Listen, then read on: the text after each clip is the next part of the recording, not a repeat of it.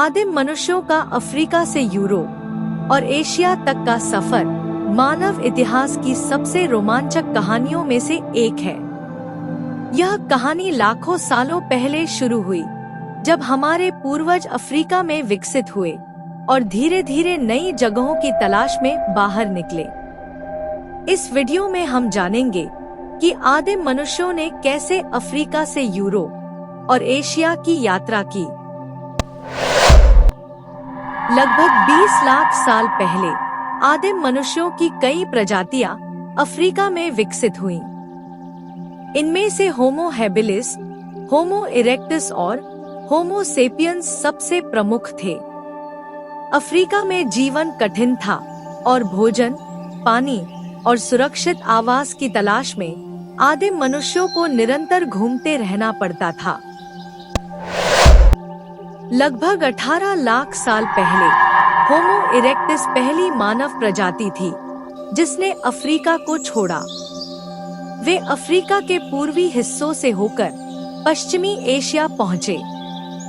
होमो erectus ने नई जगहों पर बसने के लिए लंबी यात्राएं की।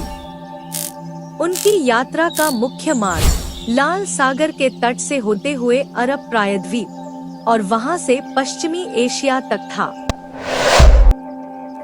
आधुनिक मानव होमो सेपियंस का उद्गम अफ्रीका में हुआ था, जो लगभग 3 लाख साल पहले अफ्रीका में उभरी और यहीं से उनकी यात्रा का आरंभ हुआ। लगभग 60,000 साल पहले मानवों ने अफ्रीका छोड़ना शुरू किया। इनकी यात्रा कई रास्तों से होकर गुजरी। इसके पीछे कई कारण थे, जैसे कि जलवायु परिवर्तन, भोजन की कमी और नए क्षेत्रों की खोज। पश्चिमी एशिया से मानवों ने आगे एशिया की ओर भी विस्तार किया। उन्होंने दक्षिणी एशिया, पूर्वी एशिया और दक्षिण पूर्व एशिया में अपनी उपस्थिति दर्ज की। एशिया के इन क्षेत्रों में मानवों ने विभिन्न पर्यावरणीय परिस्थितियों का सामना किया, जैसे कि जंगल, समुद्री किनारे और पहाड़। इसके अलावा मानवों ने समुद्र के रास्तों का भी उपयोग किया। मानवों ने छोटी नावों का निर्माण किया, जिससे वे द्वीपों और तटीय क्षेत्रों तक पहुँचे।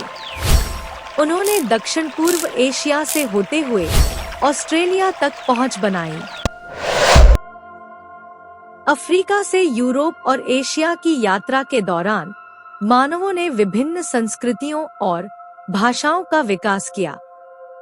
उन्होंने नई तकनीकों का आविष्कार किया, जैसे कि औजार, आंख का उपयोग और कला।